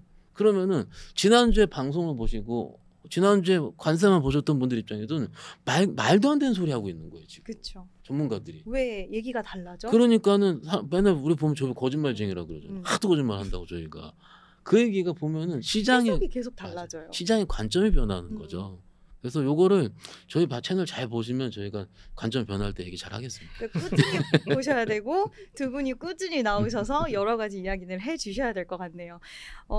방금 말씀하셨는데 섹터별로 다르다라고 말씀하셨고 자동차 이야기 해주셔서 좀 궁금해요. 이번에도 판매가 또 잘 됐다라고 합니다. 네. 지금 글로벌도 그렇고 국내도 그렇고 판매가 잘 됐다. 7월달 또 좋았다. 네. 그리고 영국에서도 지금 5 손 안에 들었다라는 이야기 지속적으로 나오는데 안 가도 너무 안 가요. 2분기 실적은 25% 관세 부과된 상태에서 지금 나온 거잖아요. 근데 그러면 이제 25% 관세에서 15%로 다운되면 시장은 기대를 해야 되는데 오히려 기대를 안 하고 주가는 계속 지지부진하단 말이에요. 현대차 어떻게 생각하세요? 뭐 저희 개별 종목보다는 그냥 자동차 섹터 네, 말씀드리는 게 좋을 것 같은데 자동차는 과거에 원래 저평가 섹터긴 했었어요. 그리고 제 기억에 언제 많이 올랐냐면은 컨센서스보다 실적 더 잘 나올 때 많이 올랐습니다. 자동차는 과거에. 그러니까 같은 과거의 패턴을 따른다면 또 아까 3분기 실적 컨센서스가 얼마 나올 텐데 더 잘 나오는 포지션이 있어야지 세게 오를 거라는 거죠. 그게 아마 기관들의 매매 패턴일 거예요. 외국인들도 그렇고요. 그런데 확인을 해야 된다는 거죠. 과거에도 데이터는 잘 나왔습니다. 근데 조금 바뀔 수 있다고 생각하는 게 뭐냐면은 이번에 GM이 엄청 안 나왔잖아요. 맞아요. 그런데 현대차는 잘 나오고 있다는 거죠. 그러면 글로벌 피어그룹 대비해서 현대차는 진짜 잘하는 건 맞아요. 그런데 이게 과거의 우리의 패턴 그리고 확인을 하고 하는 게 낫지 않을까 개인적으로. 왜냐면은 그냥 편하게 원래 4배, 5배 정도 나오는 싼 주식. 그 싼 주식 2개밖에 없어. 하이닉스랑 현대차, 기아차밖에 없어요. 우리에서. 맞아요. 그중 시총에서는. 그런데 제가 어떤 얘기 많이 하냐면 저도 전문가들 많이 만나잖아요. 만나면은 제가 뭐라 그러냐면 오늘 샀다 내일 모레 팔 주식이 없다. 그런데 오늘 사고 기다릴 수 있는 주식은 널렸다. 많다. 그러면 그런 관점에 자동차를 접근하면 어떨까? 충분히 싸졌잖아요. 우리 시청자분들도 그렇게 생각하실 필요가 있다는 거예요. 그런데 워낙 방송에서 우리 조방원도 얘기하겠지만 조방원 뭐 또 게임주 막 이러니까는 이것 때문에 급등했던 것들을 익숙해 있고 또 잘 들고 있으면 방송에 떠들어요. 급등했던 것만. 그렇죠. 상대적으로 저희가 우리 시청자분들 잘하는 건 뭐냐면 그 내공은 뭐냐면은 내 주식이 안 가더라도 버틸 수 있는 우리 힘은 내공은 있어요. 원래 이런 시기에 좀 이런 것들을 좀 기르시는 것도 좀 맞다고 생각하고 있습니다. 안 그래도 이제 저희도 조방원 이야기할 거고 2차 전지 이야기 하겠지만 결국 시장은 심리 싸움이잖아요. 심리 싸움이 어떻게 보면 가장 중요한 핵심 포인트 같은데 좋은 이야기들 잘 수렴하고 그거를 투자에 잘 적용하면 좋겠지만 내가 갖고 있는 좋은 주식이 안 간다라고 하더라도 무리하게 포지션 변화를 줘서 또 정말 좋은 주식을 좋은 가격에 잡았다가 놓치는 그런 불상사는 없는 게 좋다라는 이야기신 것 같아서 또 사실 제가 현대자동차 자동차 전체 섹터를 이사님께도 한번 여쭤보고 싶은데 그 이유는 참 많은 섹터들 중에서 올해 고개를 한 번도 못 들어준 섹터가 대표적으로 현대차, 기아 같아요. 자동차 부품주들도 마찬가지고요. 그래서 아마 시청하시는 분들도 다른 섹터도 궁금하시겠지만 자동차 많이 궁금해하실 것 같아서 같은 질문 한번 드려보고 싶습니다. 네, 저는 굶떠가지고 2020년 4월부터 시작해서 최근까지 현대차 계속 가지고 있어요. 현대차 우선주를 가지고 있다가 이제 올 연초에 이제 보통주로 바꿨는데 현대차 갖고 이제 올해 투자하고 있죠. 배당만 받았는데 배당하고 그다음에 이제 우선주가 수익이 좀 많이 났었어요. 그렇죠. 그래서 한 70% 80% 정도 수익 난 데다가 배당 수익률만 한 50% 넘어요 지금. 근데 이제 이 말씀을 왜 드리냐면은 저는 현대차 투자할 때 이제 두 가지로 보셔야 돼요. 이제 실적은 아까도 말씀드렸지만 관세 영향 때문에 상대적으로 이전 기대치보다는 약할 수 있어요. 근데 앞서 박형상 부장님 얘기했지만은 그 글로벌 피어 그룹 대비해서는 잘해요. 이 얘기는 뒤집어 놓고 무슨 얘기냐면은 이번 관세 기간 동안에 그게 언제까지 갈지도 모르겠지만 업계 재편이 일어날 수도 있어요. 재무구조 약한 데들, 그다음에 제품의 어떤 경쟁력이 떨어지는 애들. 그 단적으로 지금 우리가 알고 있는 스텔란티스만 해도 세계 회사에 붙여놓은 거죠. 그다음에 르노가 옛날에 합병했었죠, 그죠? 요즘 분리됐나? 르노하고 닛산이 분리되어 있는 것 같은데, 그죠? 근데 이제 그런 것들이 나올 수도 있어요. 지금 당장에 포드가 스텔란티스가 20억 유로 정도 적자가 났고요. 포드가 500억 달러였나? 적자가 났었어요. 포드도. 그리고 이제 GM은 포드 가이던스 제시 안 하고 닛산, 혼다 뭐 실적 엉망이고. 그런데 이제 이렇게 지속이 된다 그러면 결국 재무 여력이 강한 쪽이 시장을 더 잠식할 수 있는 능력을 가지고 있잖아요. 그 다음에 이제 또 한 가지는 아까 제가 우리나라가 지금 제도 개선하는 부분들 그 기본적인 방향이 되게 중요하다라고 말씀을 드리는 게 그게 훼손이 되지 않는다는 전제를 자꾸 말씀드리는 건 뭐냐면은 현대차 같은 경우는 PBR이 0.4, 0.5예요. 0.45 정도 돼요. 거기다가 PER로 따지면은 여전히 요즘 나온 리포트 상으로 보면 5배 미만이에요. 근데 도요타가 0.98, 그다음에 PER이 거의가 8배 정도 돼요. 딱 절반 수준이에요. 근데 왜 우리 현대가 절반 수준일까를 놓고 생각을 해볼 필요가 있다라는 거죠. 그래서 거기에 더해가지고 이제 현대차는 현재 순환출자 구조를 해소를 못했잖아요. 지배구조 개편을 하잖아요. 상법 개정을 하는 마당에 그걸 가만히 둘까요? 어떤 식이든지 변화가 있을 거라는 거죠. 그래서 저는 현대차에 대해서는 그냥 저는 엉덩이 무겁게 가져간다. 그 전략이고요. 그 현대차 그룹을 얘기하는 거예요. 거기 현대차만 있는 게 아니라 글로비스도 있고 모비스도 있고 네. 다 있어요. 근데 의외로 갑자기 모비스가 튀어가지고 당황했는데 하여튼 다 갖고 있는데 이쪽은 어쨌든 전체적으로 밸류 대비로 봤을 때 지금 절반 수준밖에 안 된다라는 거. 그다음에 배당률을 계속해서 올릴 거라는 거. 지배구조 개편이 역시 붙어간다라는 거. 이런 거 생각을 해서 보면은 우리나라가 지금 현재 추진했었던 기존 이번 상승의 어떤 취지 그것만 훼손시키지 않으면은 저는 실적은 어차피 연초 생각했던 것보다는 관세 때문에 떨어질 거예요. 근데 상대적인 실적은 계속해서 괜찮은 그림이 나올 거기 때문에 주가는 오히려 퍼포먼스가 나올 수도 있어요. 근데 이제 이게 만약에 기본적인 베이스가 훼손이 되면 재미없을 수 있어요. 또 늘어질 수도 있어요. 근데 이제 그럼에도 불구하고 저는 현대차 같은 경우 그 그룹 자체가 가지고 있는 재무 여력이나 제품 포트폴리오 그다음에 그 경쟁력을 놓고 봤을 때는 크게 두려워할 자리는 아닌 것 같아요. 네, 두 분 공통적으로 말씀해 주신 건 현대차 보유하고 계신 분들 지금 많이 힘드시긴 하겠지만 그래도 우리가 엉덩이 무겁게 잘 버티면 분명히 기술력 그리고 경쟁력이 뛰어나기 때문에 오히려 이렇게 공급망 재편하는 속에서 진주처럼 살아남을 수 있다. 그래서 한번 우리 믿음을 갖고 기다려보자라는 말씀 해주셨고요. 지금 남은 질문 2개 있어서 제가 짧게 마지막 질문이 핵심 포인트라서 이 질문을 좀 짧게 대답해 주시면 좋을 것 같아요. 어떤 질문 드리고 싶냐면 최근 시장 올라올 때 공통적으로 가장 강했던 섹터나 테마들이 갖고 있는 그런 공통적인 부분이 있을까요? 뭐 실적이 좋았다든지 아니면 수급의 특징이 있었다라든지 아니면 어떤 이슈를 타고 갔다든지 이런 공통적인 부분들 좀 알려주시면 지금 시장에서 좀 어려워하시는 분들이 앞으로 그러면 그런 공통점이 있는 쪽을 봐야 되나라는 좀 힌트 얻으실 수 있으실 것 같아요. 한번 말씀해 주시겠어요? 외국인 매수죠. 외국인 예. 매수. 수급. 수급. 음. 그 섹터별, 종목별로 이슈는 매일매일 다르기 때문에 그것을 연속적으로 하기 힘들고요. 그날 센 거죠, 그냥. 그런데 외국인 수급이 연속적인 게 최근에 삼성전자가 가장 대표적인 경우가 될 거고 엔솔도 꽤 세게 들어왔다 나왔다 하고 있는 중이고 그러면은 그 두 가지의 공통점은요. 나름 턴어라운드가 진행되고 있다는 점입니다. 안 좋았다가 좋아지는 맞아. 거. 안 좋았다가 좋는 게 뭐냐면 삼성전자야 4조 6천억 나왔으니까 3분기야 4조 6천억 번 잘 나오지 않겠어요? 맞죠, 이사님? 그 웬만하면 나오지 않겠어요? 조용히 그러면은 그냥 2분기보다는 3분기가 증익이죠. 외국인들은 증익 굉장히 좋아. 저도 좋아하고요. 증익보다 더 좋아하는 거 뭐지 항상 기억하시죠? 증익보다 더 좋아하는 쇼티지. 주식은 이 두 가지만 보시면 됩니다, 항상. 근데 이런 것들 공통적으로 들어오는데 사실 좀 걱정되는 게 그거예요. 작년 사례 말씀하셨잖아요. 그때 20조 토해냈다 말씀하셨는데 그 전에 삼성전자를 많이 샀어요. 오히려 그 토해낼 때 삼성전자가 대부분 토해낸 거고 또 그러면은 이 토해낼 때 외국인 수급을 좀 저기 매도를 할 때 삼성전자를 매도하면서 시장 분위기가 안 좋아질지, 삼성전자가 매도하는데 개인이 받치면서 다른 개별주가 튈지, 이건 또 지켜봐야 되는 거예요. 시장 참여자 입장에서. 그거는 그에 대한 기전은 역시 정부 정책에 달려 있다. 정부 예, 정책에 달려 이렇게 있다. 생각하고 있습니다. 네, 그러면 짧게 이사님 이야기도 한 번만 들어볼게요. 근데 턴어라운드 돼가지고 바닥에서 올라오는 거 얘기하셨으니까 저는 그냥 계속 고공행진했던 것만 얘기를 하게 되면 글로벌 쇼티지라는 쪽, 그러면 뭐 전력기기, 전력기기, 뭐 전력기기도 되고 음. 조선도 될 수 있고 음.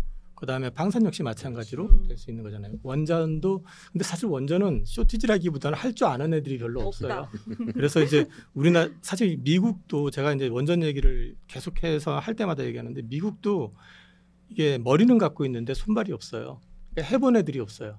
그러다 보니까 이제 미국 쪽 밸류 체인에 우리 기업들이 많이 들어갈 거다. 들어갈 수밖에 없어요. 지으려면은. 그래서 이런 부분들이 상반기 내내 강했었고 여전히 지금 견조한 그림이 나오는데 그럼 하반기에 이쪽이 빠지느냐? 그거보다는 아마도 많이 올랐던 거에 대한 밸류 부담 때문에 약간 조정을 받을 수는 있지만은 전체적인 그림은 여전히 괜찮게 가지 않을까. 그래서 글로벌 쇼티지 그거는 뒤집어 놓고 얘기하면 우리나라 기업이 갖고 있는 글로벌 시장에서 경쟁력이 탁월한 섹터란 얘기죠. 그래서 그런 쪽은 계속해서 관심을 가져도 될 것 같아요. 두 분의 공통점은 글로벌 쇼티지였습니다. 네, 그러면 진짜 중요한 아까 박현성 부장님이 살짝 이야기를 했던 그 종목이에요. 삼성전자 네. 안 여쭤볼 수가 없어요. 삼성전자 국민 주식이잖아요. 최근에 많이 올라왔습니다. 바닥권에서. 근데 뭐 이 질문은 어떻게 보면 되게 너무 추상적이고 이거 내가 어떻게 하라 생각하실 수 있겠지만 과연 이번에 삼성전자 HBM3 이 퀄 테스트 이제는 통과할 수 있을까요? 그거 모르겠어요. 그건 너무 뭐 어렵죠? 제가 맞출 수가 없는 그쵸? 부분이고 네. 그냥 퀄 테스트 통과 여부가 3, 4분기 증익을 결정짓는 요소긴 하니까 그거 통과되면 주가 많이 오를 것 같습니다. 그러면 저희 3,500도 금방 갈 것 네. 같고요. 근데 그거는 그 후에 얘기하기로 하고 뭐 전자 뭐 저 테슬라 파운드리 얘기 계속 나왔으니까 그것도 뺄게요. 네. 그냥 적자를 줄일 수 있는 거 그러면은 지금 삼성전자 분위기가 좋은 건 맞긴 맞습니다. 맞긴 맞고 여기서 이제 시청자분들 말씀드리고 싶은 거는 삼성전자 하나만 들고 있는 것보다는 다른 것들로 조금 우리가 이럴 때 올라왔을 때 다 팔면 또 털리잖아요. 일부를 매도해가지고 이럴 때 포트폴리오 다변화를 한번 해보는 것도 일단 계좌 수익률 측면에서는 좋지 않을까 말씀드리고 있습니다. 그럼 이거는 공통된 질문으로 드릴 건데 이제 이야기하셨으니 SK 하이닉스, 삼성전자 반도체 투자하시는 분들은 물론 두 개 다 사도 좋겠지만 요즘에는 한쪽이 가면 또 한쪽이 살짝 약하고 이런 현상들이 점차적으로 좀 뚜렷해지고 있단 말이에요. 그럼 만약에 나는 양쪽 기업을 하나도 갖고 있지 않다. 네. 그러면 지금 당장 내가 어떤 기업을 선택하는 게 가장 좋을까요? 아, 이제 뭐 저한테 너무 좀- 어렵죠? 아니 굉장히 쉬워요. 아 진짜요? 그 AI ETF 있어요. 아, 거기 다 있는. 삼성전자, 하이닉스, 한미반도체, 주성엔진 다 들어 있습니다. 그러면 제가 이제 AI 관련된 ETF 네. 상품들을 좀 여러 개 봤었는데 비중이 살짝씩 다르더라고요. 삼성전자 비중이 높은 AI ETF 네. 상품 아니면 SK 하이닉스 비중이 높은 그 ETF 진행하신다고 너무 전문적으로 들어오시는 거 아니에요? 제가 진짜? ETF 관심이 예, 예. 많습니다. 네. 그러면 둘 다 비슷한 비중을 가지고 있는 상품이 가장 좋다라고 말씀해 주시는 걸로 정리할게요. 아, 사실은 네. 이 IT 섹터 자체도 포트폴리오의 꾸러미예요. 그런데 같이 가니까. 예, 그 이 꾸러미를 내가 갖고 있다라는 것 자체만으로도 의미가 의미를 있다. 갖는 게 음. 맞지 않을까요? 맞아요. 네, 좋은 말씀 주셨는데 그러면 삼성전자 어떻게 생각하세요? 사실 지금 재료 노출 좀 됐잖아요. 지금 파운드리도 예상치 못하게 정말 좋은 소식을 들려줬고 그리고 HBM 뭐 3도 기다리고 있고 HBM4 관련돼서도 기대 심리를 올릴 수 있는 이야기들이 계속적으로 나오고 있는데 삼성전자 주가를 여기서 크게 좀 다시 한번 끌어당길 수 있는 새로운 트리거 아니면 새로운 모멘텀은 어떤 게 좀 나와야지 삼성전자 주가가 다시 한번 좀 우상향을 진행할 수 있을까요? 앞서 이제 파운드리 얘기 그냥 넘어갔었는데 파운드리 같은 경우 이제 그동안에 소문이 났었던 게 테슬라하고 퀄컴 얘기가 있었어요. 근데 이제 테슬라가 갑자기 지가 비공개해 놓고 나서 그 관종이다 보니까 나다. SNS에 나야 나 나야. 이래버리는 아. 바람에 지금 이제 급등을 했던 거잖아요. 근데 거기에다가 이제 덧붙였죠. 이게 최저 금액이고 뭐 앞으로 거의 멋있게 보이고 사실 그냥 싶어서. 반만 믿어야 되는데 저희 일론 머스크 말은 반만 믿고 네. 그다음에 그 기간에 대해서도 역시 마찬가지로 생각은 해야 되지만 어쨌든 삼성이 기다렸었던 빅테크의 수주를 받은 거죠. 맞아. 근데 이제 파운드리 같은 경우는 분기 적자가 2조 5천억 정도 나는 건데 이거는 어차피 제가 보기에는 흑자 나기도 어려워요. 근데 당장에 지금 매출 잡히는 것도 아니고 한데 요게 레퍼런스가 되면서 이제 다른 빅테크들을 끌어안을 수가 있다라는 거죠. 그러면 영업이 강해질 수 있다는 측면에서 봤을 때 올해보다 이후 파운드리 쪽의 실적이 개선이 될 수 있다라는 측면을 놓고 얘기한다 그러면 분기 적자 2조 5천억짜리가 어쨌든 지금 최근에 기사 나오는 거 보면은 평택 쪽이 굉장히 바쁘게 돌아가기 시작한다고 그러잖아요. 적자를 줄인다는 얘기거든요. 그러니까 이런 것들에다가 더해 가지고 만약에 빅테크가 하나 더 붙는다 그러면 그것도 하나의 트리거가 될 수 있을 것 같고 파운드리의 턴어라운드 가지고 또 하나는 앞서 박현상 부장 잠깐 얘기했지만은 작년에 삼성전자 한 20조 이상을 팔았어요. 그게. 근데 그 물량들을 아직 다 채우지는 않더라도 아직 덜 채운 상태잖아요. 많이. 그래서 여전히 빈집이라는 게 사실은 어떻게 보면 가장 편한 트리거가 될 수도 있어요. 근데 이제 저는 8월 달은 전 개인적으로 지수가 크게 움직일 거라고 생각은 안 하기 때문에 너무 강하게 들이댈 시점은 아닌 것 같고 좀 쌀 때 사볼 수 있는 기회는 가져볼 수 있을 것 같다 생각을 하고 있고 HBM 관련해 가지고는 이번에 HBM4 샘플 제공했다고 한 거 그거는 사실은 올해는 답이 안 나올 거고 HBM3 관련해 가지고도 지금 샘플을 다시 재테스트 받는다고 그러면은 그거 빨리 나와야 4분기 말쯤 나올 거예요. 그러니까 올해는 매출로 기대하는 것보다는 굉장히 만약에 통과를 한다고 그러면은 그만큼 기술적으로 많이 붙는다는 얘기잖아요. 하이닉스나 이런 쪽에 많이 따라간다는 얘기니까 그런 측면에서는 하나의 트리거가 될 수 있지만 실적적인 측면에서는 올해는 크게 기대할 건 없을 것 같아요. 그러면 지금 쫓아가는 삼성전자 그리고 앞서 나가고 있는 SK 하이닉스 어느 쪽을 선택하시겠어요? 제 포트 주력이 둘 다 아니래 가지고 애매하긴 한데 저는 편하게 가려고 그러면 삼성전자 가지고 있는 게 편할 수 있고요. 그다음에 이제 하이닉스 쪽을 본다 그러면은 전체적으로 다시 한번 그 HBM 그다음에 AI 투자 이런 것들이 모멘텀이 붙어가지고 TSMC라든지 아니면 엔비디아 주가가 다시 한번 본격적인 상승의 모습을 보일 때는 하이닉스가 빠를 수 있어요. 저도 참 이 질문 저도 많이 받는데 이 질문 받을 때마다 마음이 참 불편한데 그럼에도 불구하고 많은 분들이 궁금해하실 것 같아서 한번 두 분께도 여쭤봤고요. 반도체는 결국에는 뭐 삼성전자 입장에서는 말씀하신 것처럼 파운드리 그동안 매각해야 된다라는 이야기 있을 정도였잖아요. 저렇게 안 되는 사업부 왜 안 자르냐라는 이야기가 나올 정도로 아픈 손가락이었는데 거기서 무언가 수주를 보였다는 것 자체가 시장 참여자들 그리고 투자자들의 심리 개선에는 큰 도움이 되지 않았을까라는 생각도 좀 듭니다. 네, 반도체까지 한번 이야기를 해봤고요. 네, 그러면 이번에는 좀 더 딥하게 섹터 이야기로 한번 들어가 보도록 하겠습니다. 2차전지 기다리시는 분들 많이 계실 것 같아요. 그래서 2차전지 먼저 좀 이야기 나눠봐야 될 것 같은데요. 2차전지 관련 주들 바닥을 찍고 반등이 나왔어요. 최근 들어서. 근데 이거 찐 반등일까요? 이제 완전 추세 전환인가요? 아니면은 2차전지 투자하시는 분들 이게 가장 저는 고민이 될 것 같아요. 사실 2차전지 관련주들이 최근 들어서 약간 색깔이 바뀐 이유가 여러 가지 있잖아요. 뭐 중국, 유럽 그리고 ESS 시장 여러 가지 이슈들이 나왔는데 과연 이 이슈들을 등에 업고 정말 2차전지 관련주들이 찐으로 바닥에서 상승이 나온 것일까? 아니면 여기서 또 꺾일 수도 있을 것인가? 궁금합니다. 네, 물어보시면서도 약간 좀 그렇죠, 미안해서. 지금 네. 그죠? 예, 그 시장 측면으로 볼게요. 네. 뭐 시장 측면에서 이 바닥에서 돌리고 있는 2차 실적이 아직은 안 나오고 있는 2차 전지를 조선을 팔고 넘어올까?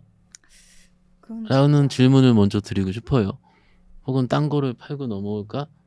라는 것보다는 섹터 순환매 관점에서 가끔 들어올 때 변동성은 클 것 같다라는 건 맞을 것 같아요. 2차전지.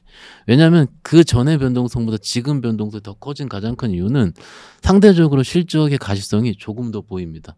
조금 더 보이는 거 이유는 ESS. 그런데 보시면은 ESS가 막상 우리가 알고 있는 우리가 좋아했었던 과거에 양극재 업체들에서 그렇게 크게 캐파가 늘어나는 것보다는 막상 셀업체 위주로 캐파가 늘어나고 조금씩 중국 관세 때문에 조금 늘어나는 게 보이는 거잖아요. 과거 2차전지의 지금의 다른 점은 뭐냐면 갈 때 다 같이 가다가 이제는 셀업체 위주로만 가는 거예요. 그렇죠. 아마 보신 분들은 아실 겁니다. 이게 시장의 변화기도 하고 앞으로도 그럴 가능성이 좀 큽니다. 앞으로가 그렇다. 그래도 또 단정 짓는 것도 말이 안 되긴 안 되죠. 사실 근데 지금 제가 몇 번 말씀드렸지만 지금 주도 섹터가 여러 개 아직은 뭔가 치고 나간 게 보이고 있지는 않지만은 사실 실적 발표한 거 보세요. 삼성전자 한 번 빼놓고는 다 서프라이즈 수준이에요. 지금 웬만한 것들 나오는 것들. 그게 우리 시장이 생각보다 우리 주도 섹터 우리가 아까 글로벌 쇼티지 말씀하셨는데 그 섹터에 들어가 있는 종목들이 실적을 잘 냅니다. 지금. 그것들이 꺾여서 2차전지라든지 혹은 반도체라든지 자동차 이런 걸로 넘어가려면은 실적이 꺾여야 돼요. 2분기과. 안 꺾여요 지금. 잘 나오고 있어요. 그러니 뭐 저기 반등은 나오긴 나오겠지만 이게 기조적으로 돼야겠다라는 거는 조금 확인해야 된다. 개인적으로 생각하는 중이고요. 종목별로 다를 수가 있어요. 종목을 다를 수가 있는데 하지 말아야 될 거. 많이 올라갈 때 쫓아잡는 거. 또 얘기하는데 제가 포옹 모슨 그룹 얼마 유상증자 있었죠.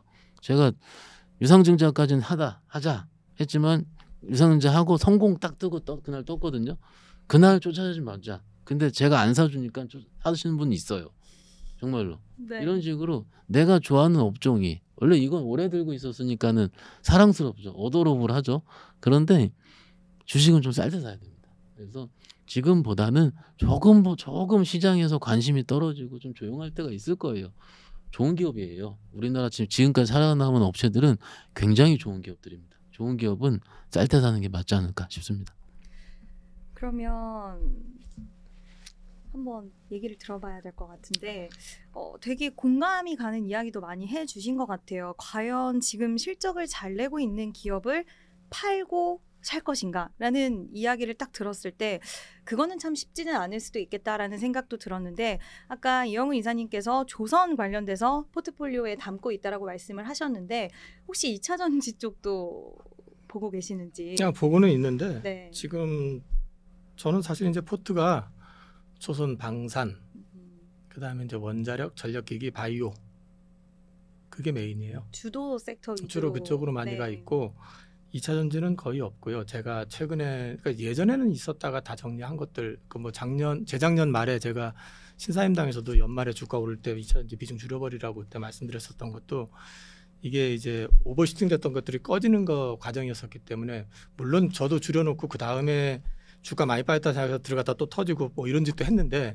지금 시점에서는 싼 거 같기는 해요. 그러니까 싼 거 같다라는 거는 포스코홀딩스라든지 이런 것들 가치를 보면 싸고 보여. 근데 이게 본격적으로 상승을 할까를 놓고 얘기를 하라고 그러면 업황이 돌아야 되잖아요. 근데 업황이 돌아서는 모습은 아직은 안 보여요. 근데 이제 중국 쪽에서 구조조정 얘기들 계속 나오잖아요.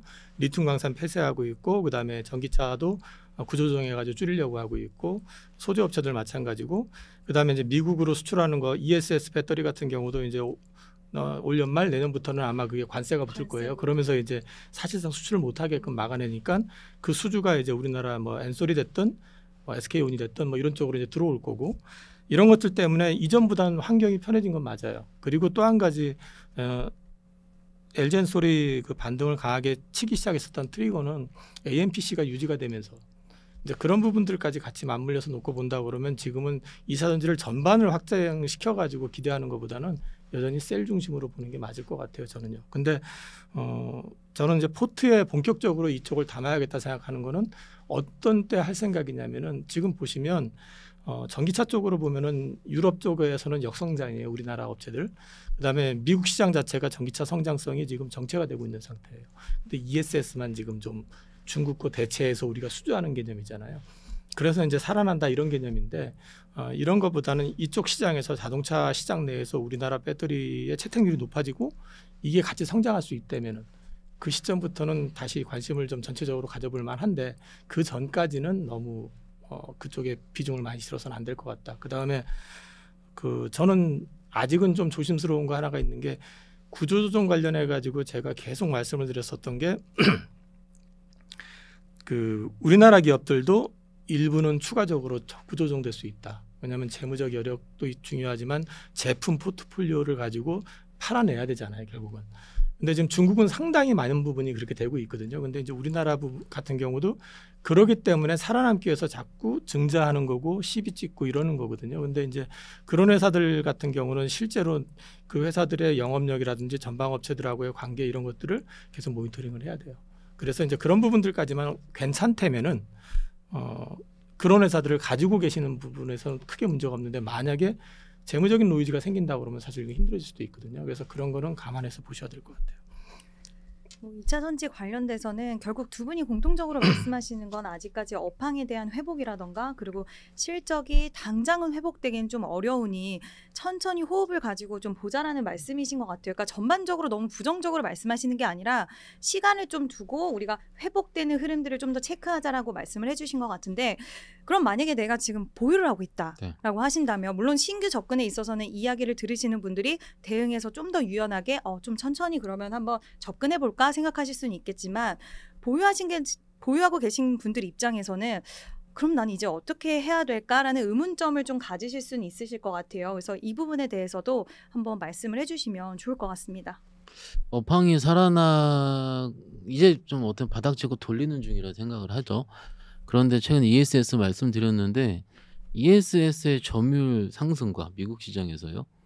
EV 시장에서 점유율 하락 어느 게 더 빠를 것 같은지를 먼저 생각해 봐야 되는 거고요. 근데 이거는 아직 자료가 잘 안 나왔습니다. 제가 증권 레포트를 몇 군데 봐도 어느 쪽 리서치에서는 이게 좀 더 빠를 것 같아갖고 이거는 좋아질 것 같고 그러면 저희가 그 해당 섹터 애널이 아니기 때문에 이건 아마 전망에 대한 부분일 겁니다. 그러면은 우리 투자자분들도 같이 확인을 한번 해보시고 EV 빠지는 것보다는 ESS가 좀 더 많이 될 것 같아요. 왜냐하면은 ESS는 데이터 센터 옆에 그래도 그렇죠. 계속 AI 계속 갈 수 있으니까 라고 하는 건데 아시다시피 작년까지 셀 3사들의 ESS 매출액이 아마 세 회사 합쳐도 20%가 안 될 겁니다. 그러니까 80%에 해당하는 부분과 20%가 얼만큼 넘어지 이런 것도 같이 보셔야 된다는 거죠. 그래서 이게 부정적인 얘기가 아니에요. 항상 죄송한 얘기지만 저희 같은 사람들 입에서 살짝 요런 톤이 나올 때가 바닥은 맞아요. 항상. 예. 그래서 요거 좀 보셔야 되는. 저희는 조금 확인하자의 주의예요, 사실. 그래서 이것도 특징도 같이 보시면 좋을 것 같고 추천드리고 싶은 게 제가 최근에 그 매매를요 ETF로 많이 바꿨어요. 왜냐하면은 개별종 뽑기가 좀 어려워요. 그러니까 최근에 좀 살펴보니까는 셀 3사 4사 모아놓은 ETF도 있더라고요. 맞아요. 2차전 쪽에서. 그러면 좀 편하잖아요. SDI가 더 빨리 갈지 엔솔이 더 갈지 SK는 이번에 합병해가지고 어떻게 될지 모르고 LG 엔솔만 좋은데 엔솔이 미리 올라있고 그렇죠. 중간 SDI인데 유럽은 애매한데 그렇죠. 이런 식의 뭔가 하나하나가 투자가 막 저스인타임으로 좋아지는 게 별로 없어요 사실. 그러면은 이럴 땐 바스켓을 해야 된다. 그런데 투자자분 특성상 하나를 따로 사기에도 좀 귀찮은 부분이 있고 혹은 내가 이런 거 안 해보셨으니까 이럴 때는 그 셀 344 들어있는 ETF를 일부 분할로 매수하신다면 충분히 큰 대안이 되지 않을까 말씀드리고 있습니다. 제가 옆에서 두 분 이야기를 이렇게 듣다 보면 그러니까 좀 확인하자, 천천히 하자 이런 말씀 속에는 이게 한번 매수 버튼을 누르면 사실 개인 투자자분들이 그거를 다시 회수하는 게 어려우시다 보니 그만큼 신중하게 매수 버튼을 누르실 그렇죠. 수 있게 좀 도움을 주시려고 하신다는 그게 정말 저는 옆에서 보면서 마음으로 와닿거든요. 그래서 마지막으로 이제 우리 이영우 이사님께도 2차 전지 보유를 하고 계신 분들 이제 앞으로 어떻게 대응을 하시면 좋을지 뭐 아니면 기다리셔도 좋다라고 말씀해 주셔도 되고요. 이런 부분들 좀 더 좀 마음에 대한 생각을 그러니까 투자는 결국 유연하게 해야 되는 부분이잖아요. 그래서 이걸 유연함을 좀 더 열어주실 수 있는 이야기 해주시면 감사드리겠습니다. 저는 이게 투자할 때 제가 목 상태가 이래가지고 지금. 네. 근데 이제 제가 투자할 때 항상 말씀드리는 게 포트폴리오 전략을 말씀을 드리거든요. 근데 이제 2차 전지 투자하신 분들 대부분이 보면은 올인이에요. 포트폴리오를 다 2차 전지 내에서 포트폴리오를 잡아놨더라고요, 다들. 맞아요. 이제 이런 식이 되다 보니까 이게 같이 문제가 되는데 그 포트폴리오가 아닌데요. 그게 포트폴리오가 아니지 사실은. 그렇죠. 그 무슨 ETF도 아니고. 그렇죠. 근데 이제 이 부분을 저는 이제 저라면 2차 전지가 대세적으로 턴어라운드가 돼서 크게 움직이려면 저는 시간이 좀 걸릴 것 같거든요. 그래서 많이 올라오면 주식을 좀 일부 포트를 좀 바꾸시라는 얘기를 좀 하고 싶어요. 그러니까 하나만 보지 말고 그리고 일확천금을 꿈꾸면서 이게 주식을 투자하게 되면은 그 반대가 될 가능성이 되게 높아요. 그 소위 말해가지고 자꾸 유튜브나 이런 데서 텐베거 얘기를 하는데요. 텐베거는 내가 처음부터 이건 텐베거야라고 얘기하는 게 텐베거 되는 경우는 거의 없어요. 꾸준히 업데이트 해가면서 하다 보니 그 주식이 된 거예요. 올라가는 경우들이 대부분이거든요. 전력기기가 대표적이잖아요. 지금 여전히 내가 부족하구나라는 생각을 하는 게 뭐냐면 효성중공업을 제가 기업 탐방 가가지고 그 3만 원, 4만 원대 샀던 주식이에요. 재작- 와. 근데 지금 100몇 배, 제주. 그래 내가 네. 나 아직도 멀었구나라는 생각을 해요. 그런 걸 보면서. 근데 이제 그 말씀을 왜 드리냐면 저는 사실 그거 PF 때문에 중간에 꺾었어요. 그 PF 리스크 터지고 막 이럴 때 그 회사가 안고 있는 부분들 뭐 이런 거 저거 체크하다 보니까 건설 부문 쪽에 좀 그 부담스러워서 꺾었는데 실제로 보니까 이게 별거 아니고 이쪽이 훨씬 컸잖아요.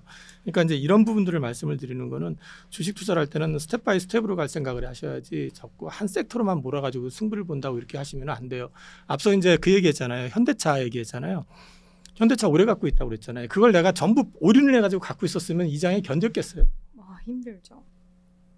편안한 건 뭐냐면은 그 포트의 일부를 가져가면서 이거는 애초부터 이런 이슈 때문에 가지고 있는 거야라고 생각을 하고 있기 때문에 배당 받아가면서 배당 나오면 또 사고 견디는 거예요. 근데 이게 포트의 일부기 때문에 가능한 얘기지 포트가 아니었었으면 저기 이제 지금 우선주 거의 별로 없으니까 우선주 같은 경우는 내가 8만 원대 산 거 산 시점에서 제가 손님들한테 컴플레인을 좀 받았었던 게 거래 안 되는 거 사놨다고. 호가 갭이 막 나 있고 막 하루 거래 몇천 주 되고 막 이랬었어요 그 당시에. 근데 그때 사자고 했었던 아이디어가 뭐냐면 본주 가격 대비 47%밖에 안 됐었다고 그게요. 현대차가 그 배당도 많이 주는 회사 그 당시 6천 원, 7천 원 줬었거든요.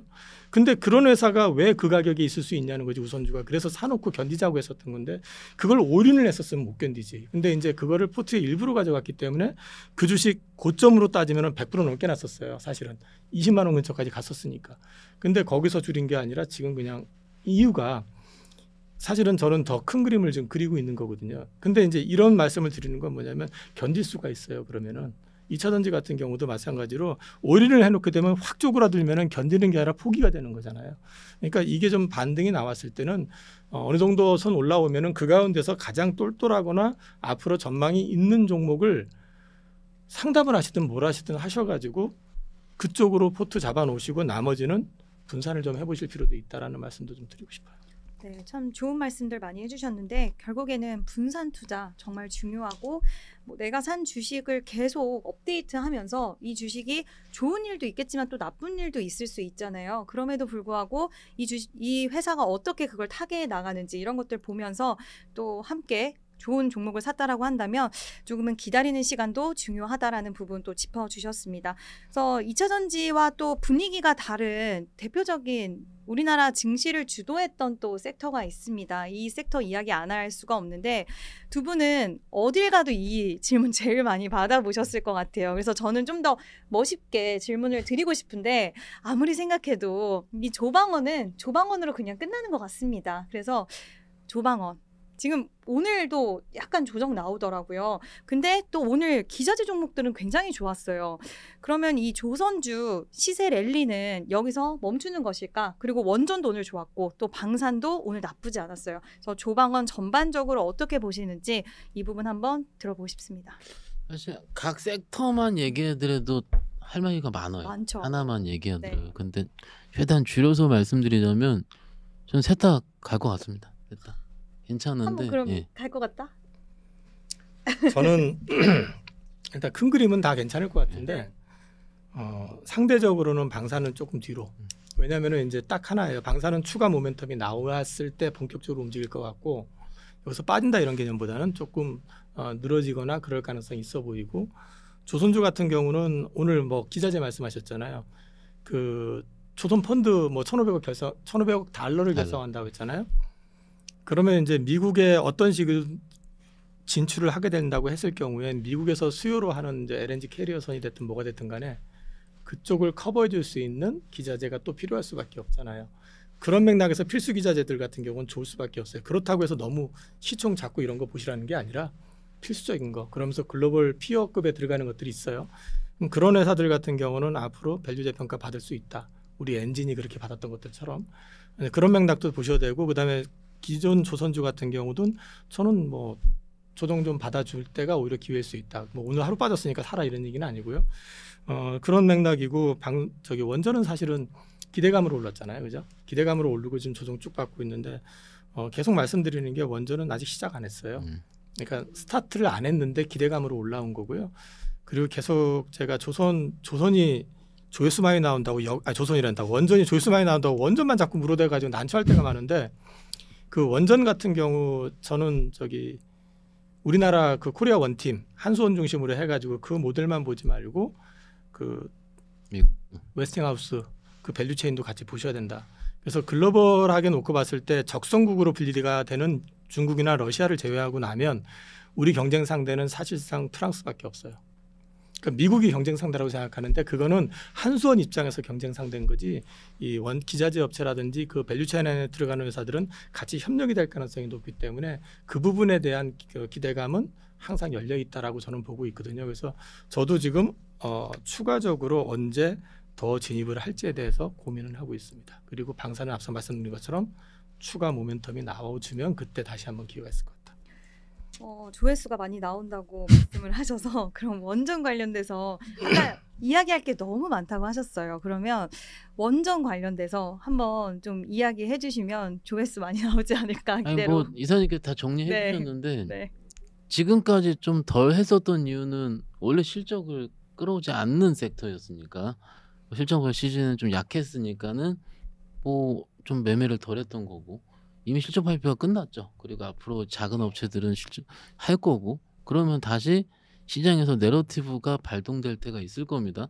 발동되면은 원전이 바로 올 가능성이 크지 않을까라고 생각을 하는 거고요.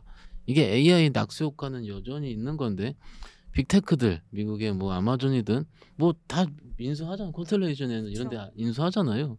이게 그 빅테크들이 괜히 하는 게 아닐 것 같습니다. 여태까지 우리가 주도주의 역사를 보면은 항상 미국에서 나왔잖아요. 미국에서 나왔는데 미국 디테일하게는 미국 빅테크가 뭔 짓을 하는지였습니다. 사실 어떻게 보면. 근데 지금 미국 빅테크에서는 원전에서 인수를 하고 데이터 센터, 그러니까 SMR 옆에 데이터 센터 만들기도 하고 이거 자체가 앞으로 원전을 통해서 빠른 전력난을 해결하겠다. 왜냐면 가장 지어만 놓으면 가장 빠르니까는요. 짓는 데가 오래 걸리는 거지. 그렇죠. 그래서 지금이라도 해야 되겠다라는 거. 그리고 트럼프 계속 지원해주고 있는 부분이고 그러면은 이게 글로벌적으로 하고 있다. 일본도 한다고 그 보수적이었던 일본. 그렇죠. 그 전에는 그 보수적이었던 독일도 한다고 하니 뭐 이 트렌드가 사실 처음에 이제 우리가 두산 그룹주들 그 포함해서 원전 관련 발 때는 올해 4월 달만 생각했어도 선뜻 손에 나셔서시는 분들 별로 없었어요. 사실. 왜냐면 그때도 지금 내러티브는 거의 비슷했습니다. 맞잖아요. 내용은 비슷했어요. 맞아요. 그런데 주가만 안 올랐을 뿐입니다. 그렇지 않겠습니까? 그러면은 지금도 똑같아요. 여전히 의심의 영역이에요. 의심의 영역인데 컨빅션이 없을 뿐이죠 지금. 그러면 조금 더 여러분들께서 고민을 해보시고 내용 찾아보면 되고 요즘 뭐 저 챗 GPT라는 이런 거 찾아보면 정리 잘 돼 있더라고요. 그런데 정리돼 있는 걸 봤는데 저는 와닿지가 않더라고요. 가끔 틀릴 때도 있어요. 틀린 경우도 많고. 그래서 제가 방송할 때 크로스 체킹을 하긴 하는데 어찌 됐든요. 그 좀 뭐라고 할까 이게 주식을 할 때 저기 탐방 다 다니시잖아요. 가슴이 웅장할 때 있잖아요. 웅장할 때는 내가 직접 보고 내가 영상을 보든 혹은 찾아가든 뭐라든 내가 직접 느낄 때 웅장해지는 거 아마 아실 거예요. 가슴이 뜨거워지는 종목을 발견했다. 이런 얘기 가끔 하거든 직원들끼리. 한 10년에 한 두세 번 정도 나옵니다. 그런데 이런 식으로도 한번 좀 보실 필요가 있어요. 그런데 우리가 과거에 전통적으로 봤었던 소위 밸류에이션 측면을 봤을 때는 이거 뭔 소리 하는 거야 그럴 거예요. 그렇죠. 그런데 항상 템베거 이런 것들은 뭔 소리야 할 때 태어났어요. 항상 또 말씀드립니다. 그러니까 뭐 아실 거예요. 저도 이제 우리 신사임당 채널 나온 지 꽤 됐는데 나올 때마다 이런 말씀 비슷하게 드리니까는 한번 잘 고민해 보시고 뭐 제가 지금 여기서 좋다고 아무리 떠들지언정 상반기까지 안 샀으면 지금 대부분 다 안 사실 거예요. 그렇죠. 여태까지 안 샀는데 어떻게 사겠어요? 그렇게 방송에서 조회수 많이 하면서 나왔는데 그렇잖아요. 난 있어요. 샀어요. 아니 무슨 말고 무섭게 왜 그래? 그래서 내가 어떻게 생각하는지가 가장 중요하다. 특히 더 강조시켜드리고 있습니다. 그러니까 두산 에너빌리티가 처음에 이제 주가가 2만 원 돌파도 어려워 보였거든요. 근데 이제는 6만 원대 가격에 있고 또 오늘 제가 리포트 하나를 봤더니 목표 주가 10만 원 제시했더라고요. 근데 이렇게 됐을 때 투자자분들은 그럼 고민이 또 깊어져요. 방금 말씀하신 것처럼 나는 그전에도 안 잡았는데 지금 원전 관련돼서 기조들이 전 세계 나라들이 이렇게 바뀌고 있는데 지금 64,000원 옛날에 비하면 좀 비싼 것 같은데 이 기조에 편승해서 목표 주가 10만 원 보고 한번 갈까? 말까? 고민하는 투자자분들 지금 시청자분들 굉장히 많으실 것 같은데 갑니까? 이사님. 고민되면 안 사면 되죠. 아 그것만 고민되면 있는 게 스탑 아니 그러니까 하는 게 그것만 좋을까요? 있는 것도 아닌데 네. 지금 사실 저는 뭐 원전만큼 또 수익이 기대되는 섹터들이 여전히 있잖아요. 네. 하반기에도 뭐 저는 같은 바이오 같은 경우도 되게 좋아 보이고 그러니까 본인이 편안한 걸 찾아야 돼요. 사실은 그 2차 전지만 하더라도 그렇잖아요. 그러니까 어이씨 많이 올랐는데 주저주저 하고 있는데 다 좋다고 하니까 따라붙은 거 아니에요, 다들. 그러니까 이제 그걸 모르고 따라붙는 것보다는 알고서 이해가 되고 그다음에 와닿아야 되거든요. 근데 이제 원전 같은 경우는 사실 저는 처음에 원전을 의심했었던 거는 그러니까 의심했다는 거는 이게 왜 그러지 하고 의심했었던 건 뭐냐면 작년 1년 동안에 그 D사 같은 경우가 외국인들이 4,800만 주를 샀어요. 가격 밴드가 17,000원에서 24,000원 밴드에서. 근데 주가는 안 움직여 계속. 그래서 쟤들이 바보가 아니면 분명히 산 이유가 있을 텐데 그죠? 근데 트럼프가 딱 되더니만 갑자기 그린 에너지는 뭐 엑스다부터 시작을 해가지고 막 하면서 갑자기 원전 이랬잖아요. 네. 그러다 보니까 연초에 어닝 쇼크 났었던 현대건설 같은 거 25,000원에서부터 거의 8만 원 갔었나? 그죠? 주가 8, 9만 원 근처 갔었잖아요. 네, 네. 하는 순간 올랐던 거잖아요. 근데 사실 돌아보면요. 그것도 기회가 있었어요. 그 5월 달에 CEO 인베스터 데이 때 그 현대건설 그 CEO가 그 투자자들 모아놓고 그 앞에서 한 소리가 뭐였냐면은 원자력, 에너지원, 전력원 투자 이 얘기를 113번을 했어요. 그 얘기는 무슨 얘기냐면은 현대건설이 그동안에 그 단순히 아파트 건설 뭐 이런 건설 해외 건설 이런 쪽에서 벗어나 가지고 에너지원 쪽 사업에 집중하겠다는 얘기였었고 2030년 기준으로 했을 때 매출은 30%대 이상 영업이익 기준으로 했을 때 25% 이상을 여기서 하겠다. 그 정도로 회사를 바꾸겠다는 의지를 보여줬었거든요. 그러면은 사실은 조금 그 시점에서 좀 전체적으로 뒤져봤었으면 볼 수가 있었던 거잖아요. 그러니까 지금 시점에서라도 저는 뭐 개인적으로는 여전히 아직 기회가 있다고 보는데 이거를 뭐 말로 설명을 한다고 해서 와닿을 리는 없어요. 그러니까 본인들이 한번 전체적인 자료들을 한번 요즘 원자력 기사 한번 보시면요. 매일같이 수십 개가 쏟아져요. 맞아요. 그럼 그 내용들 하나하나씩 정리해 보세요. 왜 아까 빅테크 얘기하셨는데 빅테크 기업에서 폐쇄된 원자력 발전소도 계약을 해가지고 거기서 다시 가동시켜가지고 결국은 전력 부족이잖아요. 그럼 이런 것들을 놓고 봤었을 때 이게 가능성이 있는지 없는지는 본인들이 한번 판단을 해보시고 그래도 자신 없으면은 굳이 하실 필요 없는 거죠. 그러니까 결국에는 내가 납득이 돼서 투자를 했을 때가 가장 마음도 편안하고 네네. 그리고 살짝 시장이 흔들리고 주가가 흔들려도 납득을 하고 매수를 했기 때문에 자그마한 주가 변동성에도 크게 흔들리지 않을 수 있다라는 말씀이신 것 같아요.